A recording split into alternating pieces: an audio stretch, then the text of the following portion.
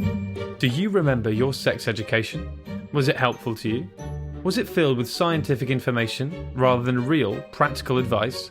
I'm Diggory Waite, and this is The Real Sex Education. Each week, I'll be joined by a guest. We'll impart our own sex wisdom, ask our own sex questions, and we'll go over all the things they don't teach you in school.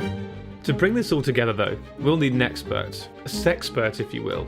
But the only sex and relationship therapist I know is my mum. Hello, Mum. Hello, Diggs.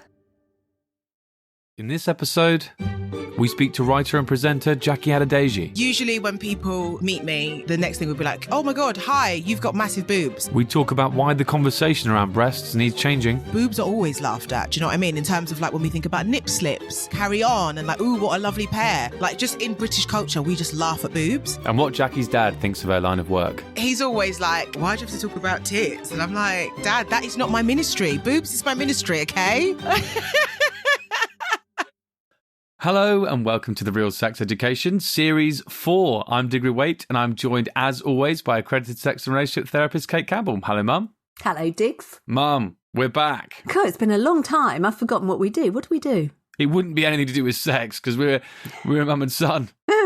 That'd be weird. That'd be weird. Yeah, no. But whatever we're doing, there's going to be a hell of a lot more of it. There's going to be more of it than ever this series. So that's how we're going to make up for how long we've been away. Oh, well, that's all right then. Because this series, we're splitting things up a bit. We're going to be interviewing a guest one week, answering your submitted sex questions the next, and having some more bonus chats and interviews in between. So all going well, you'll be hearing us for the next 20 weeks. For 20 weeks? I know. Crazy. Yeah. How long's that? I actually don't know. It's pretty much half a year, isn't it? It's 52 weeks in a year. So it's basically the best part of... Half a year? Half a year, yeah. Wow. So that's pretty good. So we're going to be around for quite some time. So make sure you get your questions in, podcasts@hatchick.com, or following us on Instagram and Twitter @RealSexEdPod, and send us a DM there. We will always keep your anonymity if you want us to. Otherwise we won't. Yeah. We won't. And subscribe.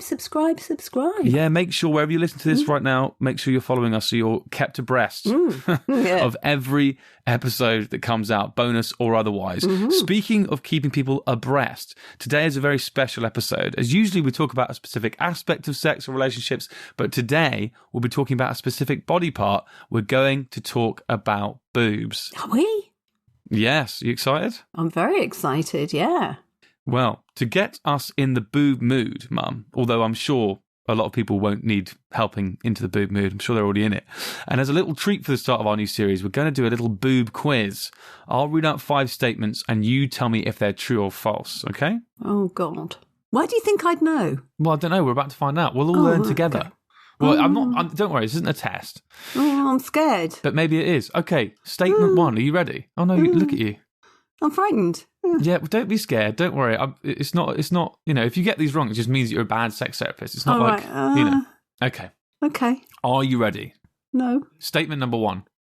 Gaining weight can make your boobs bigger. True or false? I would have thought so. So you're saying true? Yes. That is true. But your boobs can change size for all sorts of different reasons. Isn't that right? Well, hormones and things like that. I mean, they're different sizes at different times in the cycle for a start. And they can be really painful, like rocks as well, just before a period or when you're in early pregnancy or when you're breastfeeding, actually, when they fill up, they get bigger and they get very, very hard and sore. There you go. So it's not just gaining weight that can make your boobs bigger. It's all sorts of factors, even, like you say, like the time of month, just hormones, things like that. All right, here we go. Statement number 2. If you're breastfeeding full time, you burn on average 200 calories a day. True or false? I just thought it was more than that, actually. That is fascinating. So you're going to say false? Well, at least 200 calories a day, I would say. Mum, you're absolutely right. It is false. It's 300 calories a day. Yes! And that's according to the NHS. I thought that'd be the one that caught you out. How the hell do you know that? Well, because I've done it. Yeah, but did you think to yourself, oh, blimey, this feels about definitely more than 200 calories I'm expelling here? Well, it's apparently sort of equivalent of a Mars bar or something. But if you and I haven't checked the calories in a Mars bar, which I actually think were probably more than 300, but, who knows? Really? But I don't know. I try and avoid chocolate. Bars are available. Yeah, oh, absolutely. That's not bloody true. You don't try and avoid chocolate. When's the last time you saw me eat chocolate? Right. When I think of a Mars bar and you, what do I think of?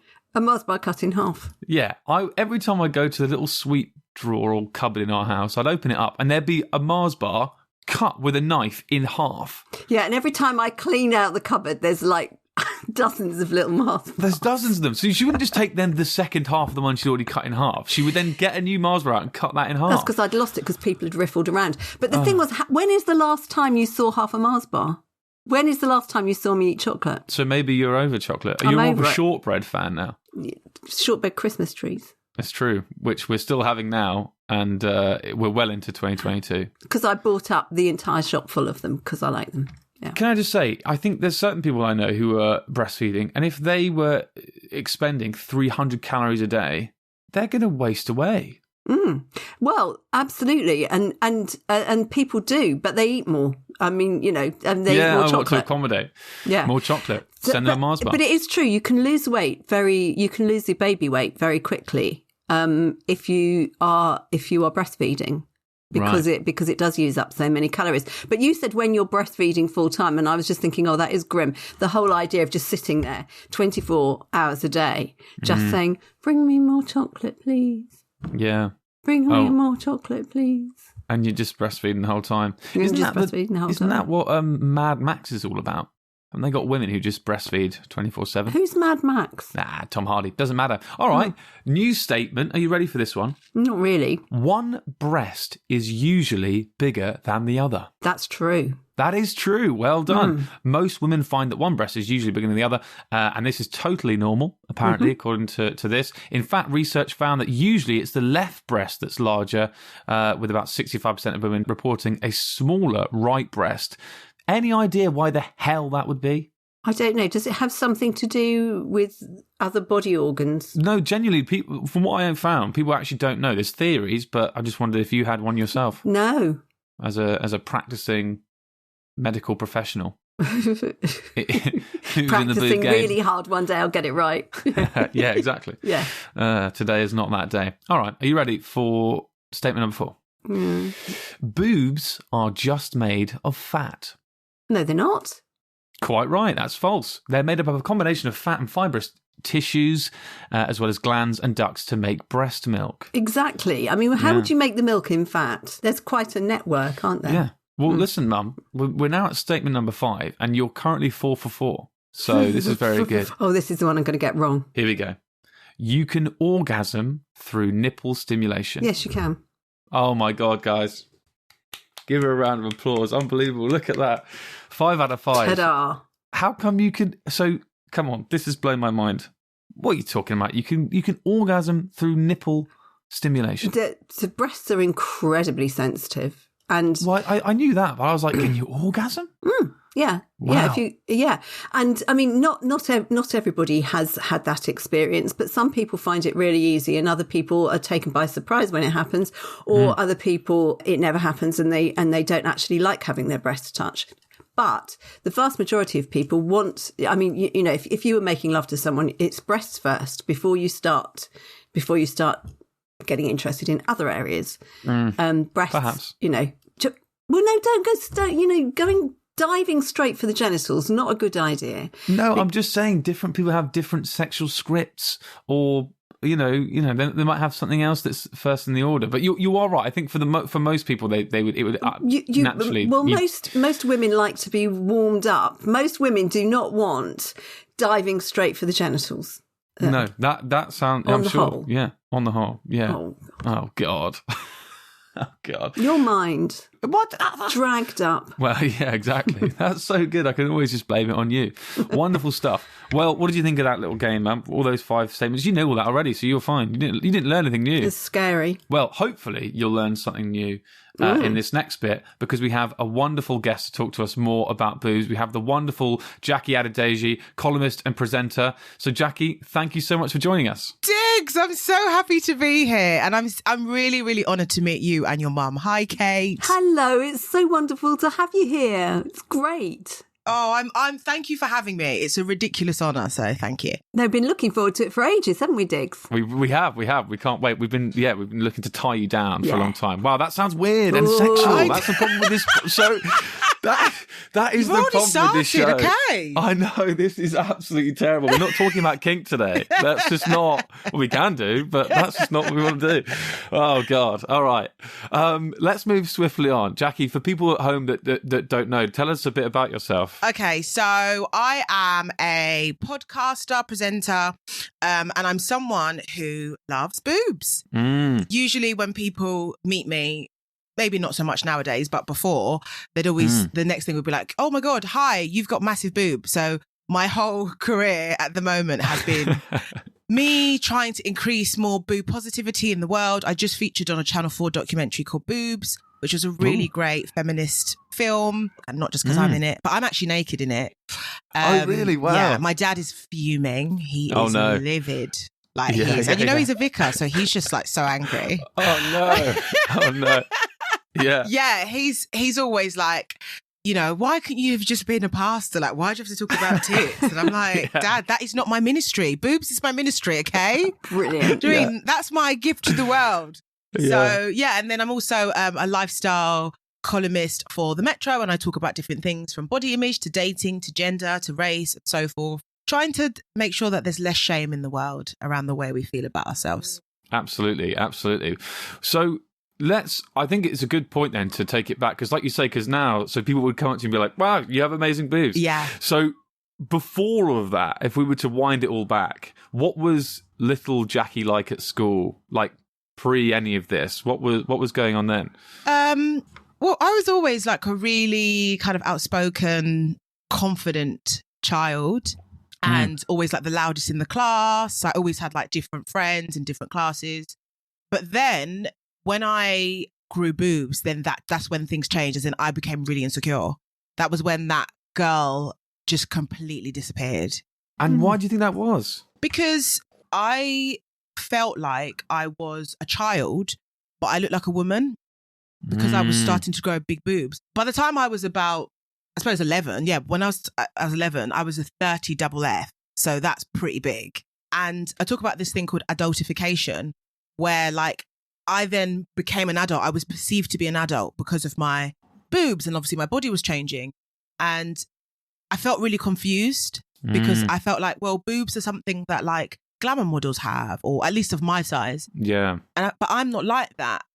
And I just felt really confused. And then obviously you're a young girl and you're going, you're walking to and from school and whatever, and you're being catcalled, and you're sort of like, you sort of like the attention, but you're also like, I don't know if that's normal. Like there was just so much going on. So from then, I then decided to start hiding my body. So when I was maybe 12, 13, I used to wear my dad's oversized hoodies. Like even in the summer, I would be sweating like I'm in the desert. Wow. But it meant that like I would never get attention, and I could just hide because I felt like my body was a problem. And I also, because I come from like a heavily Christian background, my dad being in the church, there was lots of, oh, don't wear that because that's really promiscuous, or don't wear that because so-and-so will think this. So I couldn't even really express myself, So there was lots of kind of policing and pushing down. So then I was just a bit like, I'm just going to hide because it's easier, and then no one will disturb me, and then I won't also disturb other people, so. I remember at my school, there was one girl in our class who got boobs before everyone else, and she was kind of picked on and bullied. But it was funny because you could see the people that were bullying her were the kind of like cool girls in the school, but they were quite jealous, and they were like and it was that adultification that you were talking about where like I think they were annoyed because they were like, well, boobs equals, like you said, like glam models and all that sort of stuff, and they were jealous and they were annoyed, and so they would pick on her, and it was this weird thing. Was there any of that going on as well, do you reckon? Yeah, there was probably some jealousy around the fact that I was already, I suppose, because I think when you're a teenager, you just want to be an adult. You know what I mean? You just want to be like grown. Exactly. So I think maybe there was elements of that. But for me, it was more, do you know what? It was more like I was the butt of the joke. Do you know what I mean? It was always like, if I'm playing sports or whatever, it's always like, oh, there she goes again. Or like, look at her boobs, And I would see people mouth like, look at her boobs. I wasn't bullied, but I suppose I was in a way. But I feel for me, I just felt like I was laughed at. And actually, when we look at boobs from like a British lens, boobs are always laughed at. Do you know what I mean? In terms of like when we think about nip slips and like, the seaside postcards and Carry On and like, ooh, what a lovely pair. Like just in British culture, we just laugh at boobs like loads. And I think that for me, I was just the butt of the joke. for a really long time. And that was really hard because like you then start playing the role of being the butt of the joke because you just feel like, oh, you have to behave that way because that's what everyone expects of you. You know, because it's just like, and you know, if you can't beat them, join them. Do you know what I mean? It's just like, I'll just be the ditzy one sort of thing because that's what you expect of me. So what was the attitude of the teachers at school? I mean, were they supportive or not really? So when you're in like year 5, year 6, and you can all get changed for PE with the boys in the classroom because no one's like developed yet. So like you've all got like fried eggs. Like no one's got boobs yet. So like the girls can just walk around in their vests and whatever. By the time I was about, I suppose 11, my teacher, I remember I was getting changed and my teacher said, I'm really sorry, Jacqueline, but you can't get changed with us anymore because you're growing and you're developed, so you have to go to the changing room now. And I was like, oh, really? She's like, yeah, your body's just growing. That's where you need to go now. And I was like, oh my God. Like, and I felt so alienated because I'm like, it's almost like you can't sit with us anymore. Sorry. Yeah. You know, I mean, it was just so confusing. And there was no one, in my class or anyone my age that was going through the same thing. I felt really alone. Like it was literally like missing my youth, even though I was young, if that makes sense. Like it was such a weird thing of like, oh, I just want to be a little girl. It's like, oh, wait, but you are a little girl, but then you're not treated like a little girl. That's a really important point because sex education doesn't really deal with bodies at all. And, when people come for sex therapy, they're often really hung up about their breasts or their genitals. Yes. And they don't know what anyone else's look like either because it's just not something that's discussed. And it's totally, it's ridiculous. We need to, I mean, you can't own it and enjoy it if you don't know what's okay and if you're made to feel different. Yeah. Totally. And I think as well, I suppose you probably know this, Kate, as well, where I feel like, what are the perfect boobs anyway? Like, I think it's like, there was no dialogue around like, embrace the different sizes of your boobs and there's boob diversity. Like that was just not a conversation.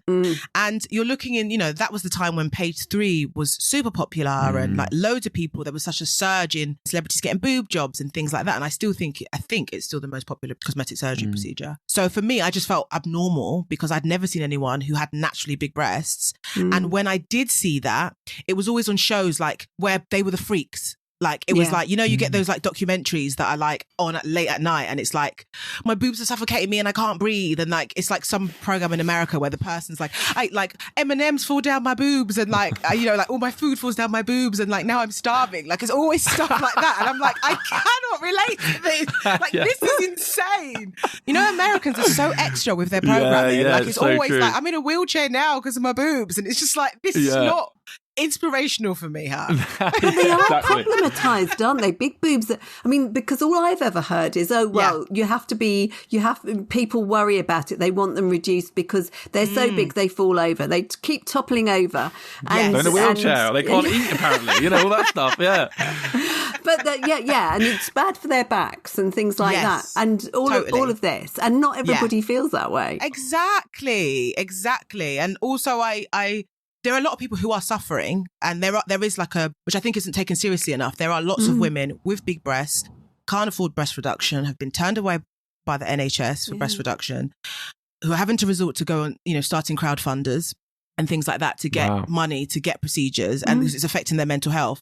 I am not one of those people. So where my boobs are like annoying or whatever, it's not to the point where I'm like, I can't function.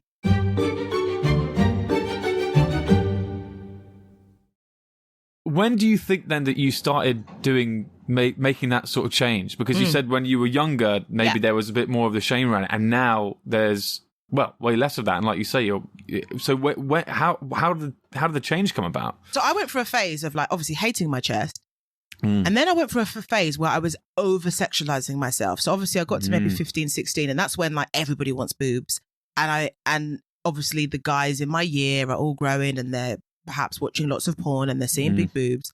So I would have them out all the time. Maybe I was 16 or something. I'd have them out all the time. And like I would go out with my friends and then I'd meet a guy and then he's like looking at my chest being like, what's your name? And I'm like, my face is up here. Like I'd just be so like, and I would do it on purpose because I'm like, because I felt like, okay, I can finally get attention. Like finally I'm going to be noticed, So I was letting my boobs define me actually for a significant period.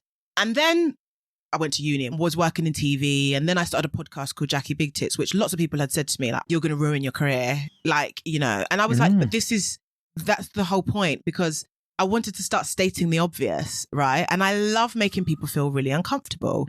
Like, I remember someone saying to me, like, I heard you got a podcast, what's it called? And I was like, Jackie, this is the moment. You've just got to tell everybody. Yeah. And they all just burst out laughing. And I was like, because it's so obvious I have big boobs, right? Yeah. So in a way, me calling my podcast Jackie Big Tits was me taking my power back. Because you're just stating the obvious. Yeah, I mean, I'm stating the obvious. They're not really, I am. So it's like, you can't laugh at me because I'm the one that created the joke. You know what I mean? So that's kind of how I did it. And then now it's like, literally no one says to me really these days, your boobs are so big, because it's like, duh.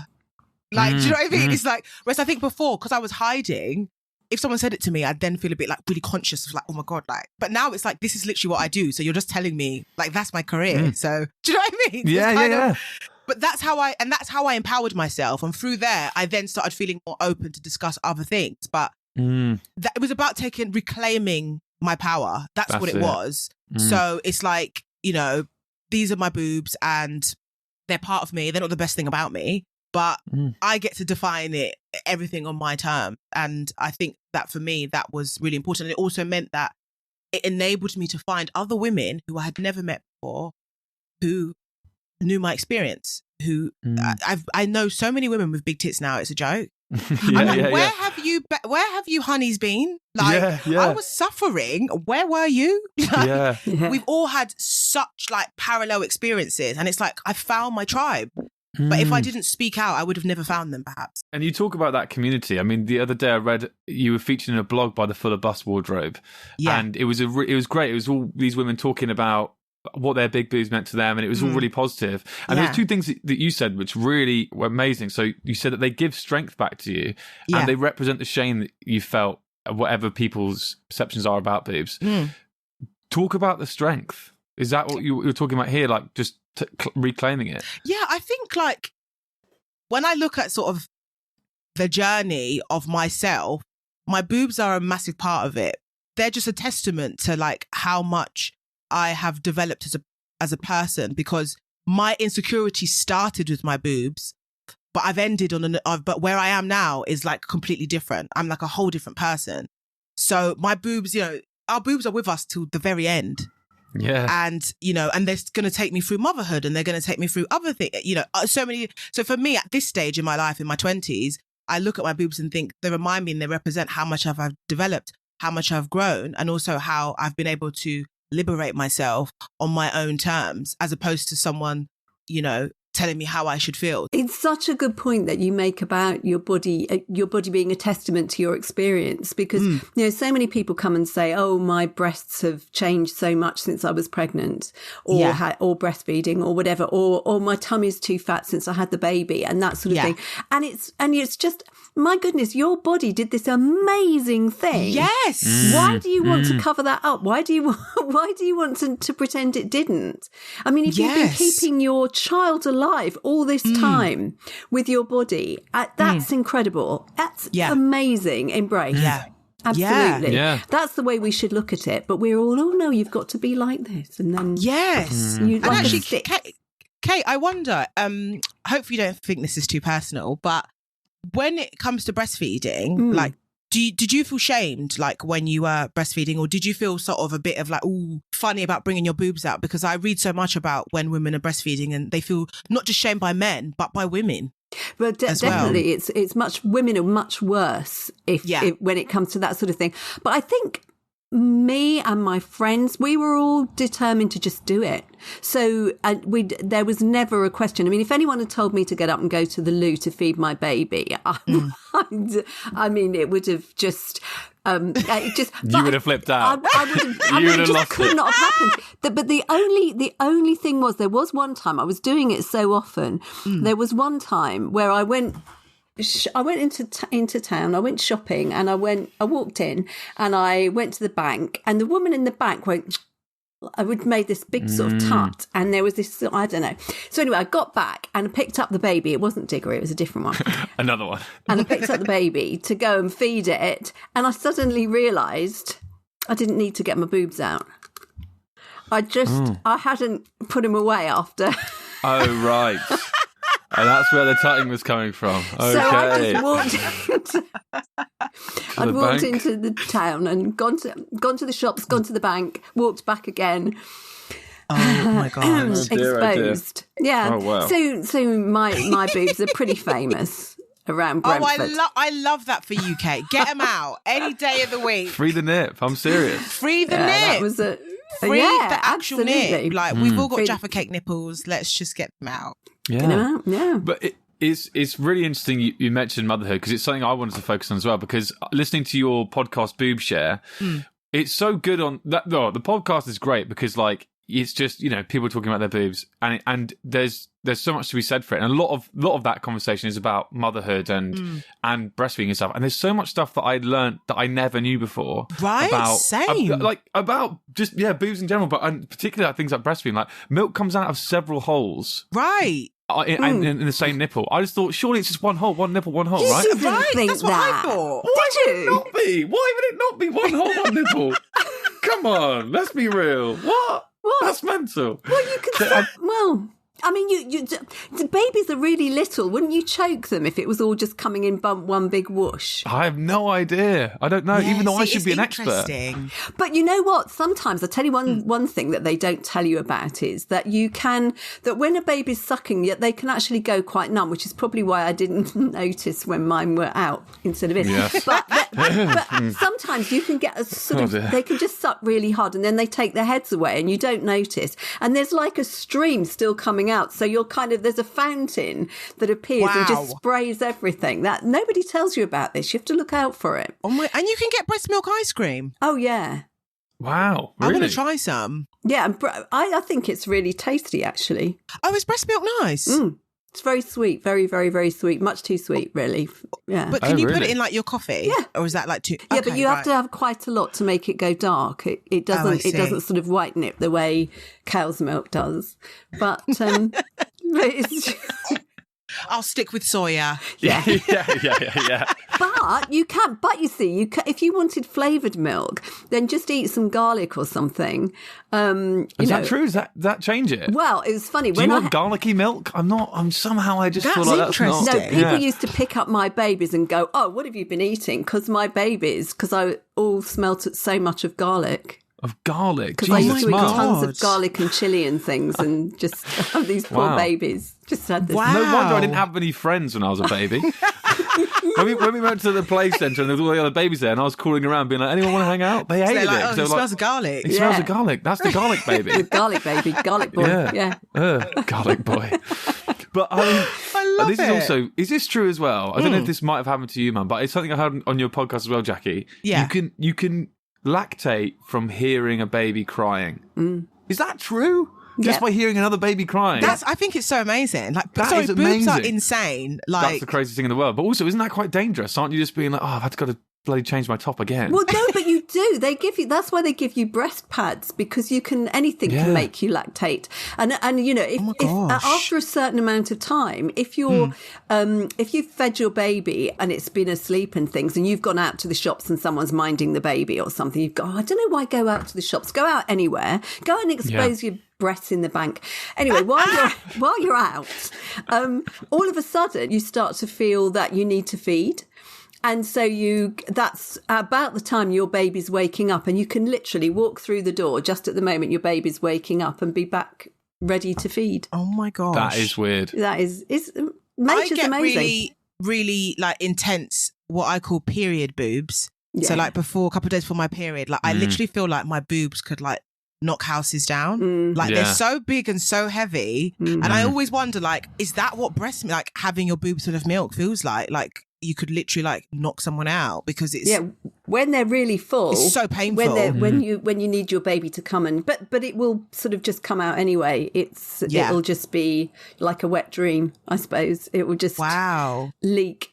I think something we mentioned already today, that boobs are so sexualized, and what you come away from that podcast with as well is one of the first things that it's just every person says, like, boobs are just boobs, like they're just boobs, and it's just like that's it. And so like the sexualization of them is where so much of the issues stem from. They've just been sexualized in the media, and you would think that their only use was for the male gaze. You know, the way that we, yeah.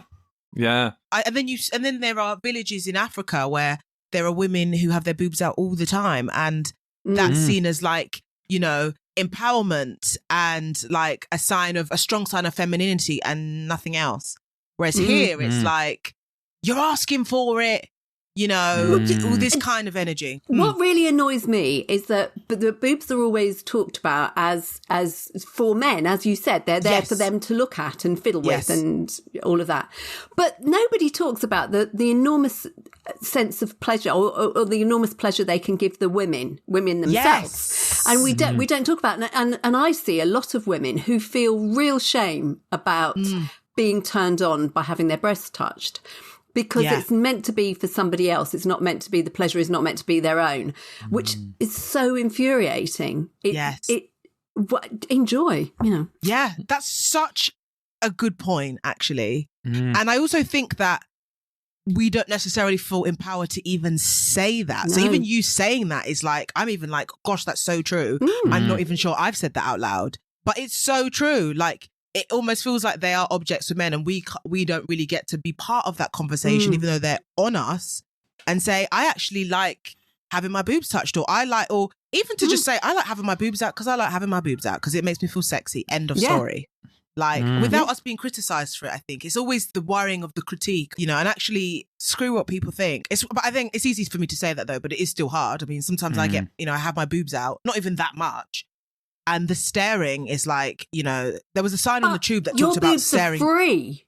Yes, exactly. Your boobs are free, whereas lipstick or whatever, hair dye or whatever it is, you have to pay for that. So that's okay. Yes. That's okay. You know, enjoy that, embrace it, love it, makes you feel like a girl. Well, put your boobs out. Oh, no. No. It's like too much. Yeah. They're You're free. Asking for it. Yeah. And also I think with boobs is people feel they have so much access because they're out there. Because I've had it in bathrooms where with women who will be like, oh my God, like, I want your boobs. And then within 2 seconds, their hands are on my boobs. And I'm like, whoa. What? Good Lord. And they're like, oh my God, like, do you know what I mean? And I'm like, this is the thing is people just feel like they can touch them. And that's not, and that's not just women, that's men as well, feeling like, you know, you having them out is you sending a message. And it's like, not really. I just have my boobs out. But then for a lot of people, it's like, oh, that means that you want me to look at them or you want me to touch them or you'll only have them out because you want attention. There's always got to be a reason. And it can never be like, I just have my boobs out because I have my boobs out. You know, it's like, and then we look at someone like Holly Willoughby and how much slack she gets every week on Dancing on Ice. And she hasn't even really got her boobs out. Do you know what I mean? But it's always like, oh, like Ofcom complaints, you know? It's just insane. It's like, focus on the damn show. Yeah. Like, bore off. Yeah, exactly. Know? Yeah. There's some cracking dancing going on. So feet you should be looking at. Yeah. Not like, can you skate on ice, babes? Like, really? Not me. Can you? Yeah, exactly. Like, hello. Mum, when you said then you should be looking at her feet, I was like, what? Why, you weirdo? And then I realised, dancing, show. I'm slow today. I don't get it. Like, there should be Ofcom complaints about her feet. They're too nice. They're lovely. And they're always out. She's asking for it. Yeah. Do you know what? I love that you and your mum can like talk like this. Like, it must be just the dream. Like, honestly, I'm just like, this is amazing. I would love to have this relationship with a child one day. Oh, because it's so. Sure, I do think it starts at home, right? Education starts at home. Yeah. I think it's amazing that this is what you do. By the way, I just had to say, I was like, that's so kind of you. That's so it's sweet. inspiration for me. Oh. Yeah. Oh, I love that. I'm gonna call my mum today and be like, dildos, and see what she says back. Yeah. Yeah. I love it. And you just immediately hang up. She'll be like, someone prank called me today and just shouted dildos down the phone. Like, what's a dildo? Yeah. They had your number. It's really weird. Jackie, we're running over. This has been so much fun. Thank you so much for coming on. But before we end it, is there anything else you want to say or you want to get out there? Is there anything we've missed today? No, I mean, I think that this has been one of the most interesting conversations I've ever had. Really it has. I love it. Really refreshing. Like, now I'm literally going to start like Googling like books on sex and like go on like Google Scholar and like try and find some like academic sex reports. Like I feel like that's, you know, I said I was this morning that like it's all I'm doing nothingness today. Oh no. I'm doing research game tonight. time now. Yeah, exactly. That's no, brilliant. I just want to say thank you for having me on, and this has been such a refreshing, fun conversation and really inspirational because as I said, I think just you're a dynamic duo and it's really lovely to see it. So thank you for having me on. But thank you too. Thank you for giving up part of your quiet day for us. Oh, of course. Yeah, thank you so much. Anytime. It's been lovely. Brilliant. Thank you so much. Thank you, guys. Bye. Thank you so much to Jackie Adedeji for speaking to us. If you want to keep up to date with her column, her podcast and everything else she's up to, you can check her out on Instagram at Oh My Gosh It's Jackie. Until then, we'll see you next week for some more real sex education. Bye. You've been listening to The Real Sex Education, which is hosted by Diggory Waite and Cate Campbell. The show is produced by Diggory Waite, and the executive producer is Claire Broughton. The Real Sex Education is a hat-trick podcast. This podcast is based on the real-life relationship between Diggory Waite and his mother, accredited sex therapist Cate Campbell. The show is therefore inspired by, but otherwise unrelated to, the TV show Sex Education. But yes, Diggory does wish his mother was played by Gillian Anderson.